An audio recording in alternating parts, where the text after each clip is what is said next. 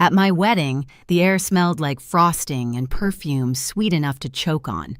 The band had just switched to something soft when my mother leaned in, smiling for the cameras, and said, "We're passing the car his parents gave you over to your sister." Her tone was light, rehearsed like she was rearranging napkins. Danielle laughed beside her, sequins flashing. "Relax," she said, "it's just a car." The guests didn't catch it, but my stomach did a drop, cold and final. My groom didn't move. He just looked at them, calm, unreadable. And that look changed everything. People say weddings reveal who really loves you. Mine revealed who never did. I grew up in a house where fairness was a story told at dinner, never lived in the kitchen. My mother, Grace, loved order, the kind that kept her looking perfect and kept me quiet. My father, Richard, was the man who believed silence fixed things. And Danielle, my little sister, was the delicate one. The world bent for her. I was the hinge that made it move. When we were kids, she got the bigger room because she was afraid of the dark. When she crashed her first car, Mom blamed the rain. I worked double shifts to buy mine, and Mom called it good character building. Danielle was the reason I was the resource. That pattern raised me, someone always taking, someone always explaining. By 29, I had built a life outside their script. I was an interior designer, careful and precise, the kind of woman who paid her own bills and didn't borrow dresses. Meeting Evan felt like stepping into sunlight that didn't burn. He came from a family that believed in boundaries, in respect. His parents weren't rich, but they were generous in the way that cost nothing, listening, trusting, handing you space. At our rehearsal dinner, they handed me a small silver key in an envelope. "You built this together," his father said. "Here's something to help you move forward." A used car clean, reliable, titled in my name. It wasn't about the metal, it was about what it meant. Trust, partnership, the kind of gift you protect. That night, I'd caught Mom's expression, tight, polite, already calculating. She'd smiled at Evan's parents and said, "How thoughtful," but her eyes flicked to Danielle like a reflex. I should have recognized it for what it was, an early warning. The morning of the wedding, she fussed over my hair, told me how proud she was. "You've always been so giving, Eva," she said, smoothing my veil. "Don't lose that." Her perfume filled the air, sweet, heavy, impossible to breathe through. I smiled back, pretending not to understand the message behind the compliment. But part of me already knew. Some gifts aren't meant to be shared. The reception felt like a movie playing too loud. Laughter, clinking glasses, 1,000 polite smiles, all performing the same scene. Evan's hand rested on my back as we swayed through our first dance. For a moment, it almost felt safe, like the world had agreed to behave. Then I saw my mother cutting through the crowd, her pageant smile already set in place. She stopped beside us, perfume trailing behind her, and spoke just loud enough for the nearest tables to hear. "We're passing the car his parents gave you, over to your sister." Every sound in the room blurred. Someone laughed at another table. The band singer drew out a note that suddenly felt like sirens. Danielle appeared glowing under the fairy light sequins, throwing shards of light across her grin. "Relax," she said, a playful shrug in her voice. "It's just a car." It wasn't about the car. It was about everything that had ever been taken and repackaged as kindness. I looked at my mother's face, composed, benevolent, so sure she was right. She tilted her head, waiting for me to perform gratitude. "You and Evan can manage with one," she added. "You've always been so practical." A guest snapped a photo, catching her hand on my arm, her smile wide. In the picture, no one would see the way her fingers tightened. I didn't respond. Evan's thumb brushed the inside of my wrist. A small question, "Are you okay?" I breathed in glass and frosting and the old taste of obedience. Dad drifted over, drawn by the tone in her voice. "What's going on?" he asked, eyes flicking between us. "Nothing serious." Mom answered quickly, "Just helping Danielle out. She's had awful luck with cars." Danielle laughed again, soft and rehearsed. "It's fine, Mom. She doesn't mind sharing." Sharing. The word landed like a bruise. I thought about the night I'd stayed up fixing Danielle's resume, the dress she'd borrowed, and lost the endless apologies I made on her behalf. All those small surrenders dressed as love. I smiled, then small, calm, dangerous. "You're right," I said. "I don't mind sharing." My mother relaxed, mistaking surrender for peace. Evan didn't. His hand found mine again, steady, certain. Across the room, the fairy lights flickered. A camera flashed. The air felt tight, like the moment before a storm breaks. I leaned closer to Evan and whispered, "It's starting again." He looked at me, not surprised, just ready, and in that silence I realized something simple: they didn't come to celebrate me. They came to test how much of me was still theirs. After the cake was cut and the music softened, the room began to empty into laughter and wine. I smiled through photos, accepted congratulations that tasted like dust, and counted the minutes until I could breathe again. When the last guest disappeared toward the parking lot, Evan and I slipped out a side door into the quiet hallway. He leaned against the wall, unbuttoning his collar. "Do you want me to say something to them?" "No," I said. My voice didn't shake. "We already did." He frowned, then understood. We talked about this months ago, half joking over takeout. My mother's habit of turning my things into family property wasn't new, it was inherited behavior, so I'd decided to stop being inheritable. 2 weeks before the wedding, my coworker, who also happened to be a paralegal, helped me draft a notarized declaration.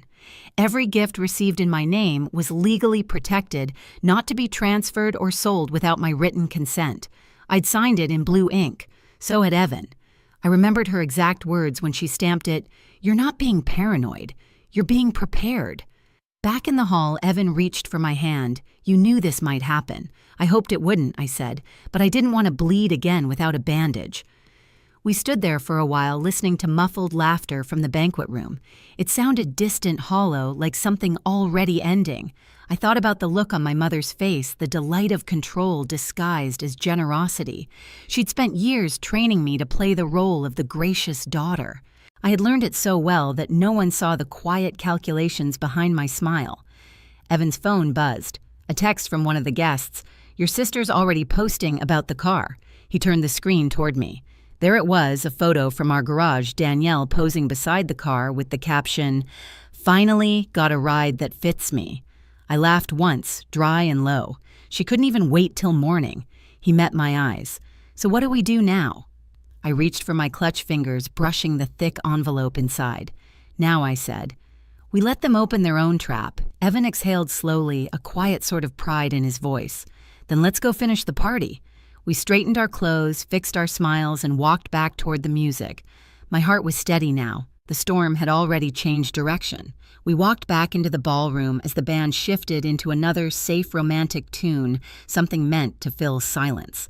The room glowed gold again, but the air had changed. Conversations felt thinner. Eyes darted away and back.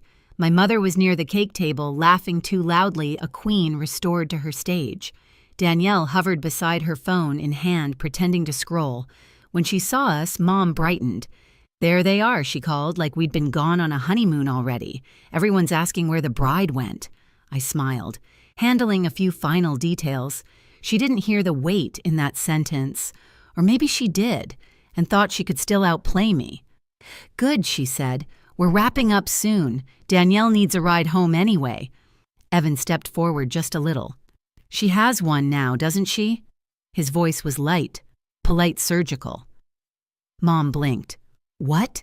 "The car," I said. "You said she's taking it." Danielle tensed, eyes flicking between us. "Oh, come on, Eva," she started. "Don't make this weird. It's just a car I finished for her, I heard." Dad wandered closer, trying for peacekeeping. "Can we not do this here?" I turned to him. Calm. "Here's the thing, Dad. This is where she did it. Publicly." The band faltered, then kept playing. A few guests turned their heads, the scent of champagne turning sharp.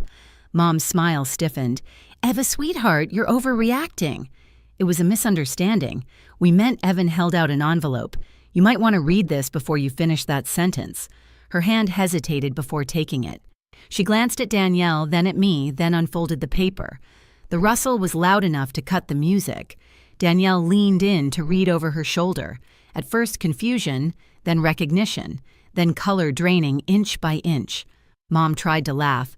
"What is this? A notarized declaration," I said. "Executed 2 weeks ago. It states that all wedding gifts titled in my name can't be sold, gifted, or transferred without my written consent.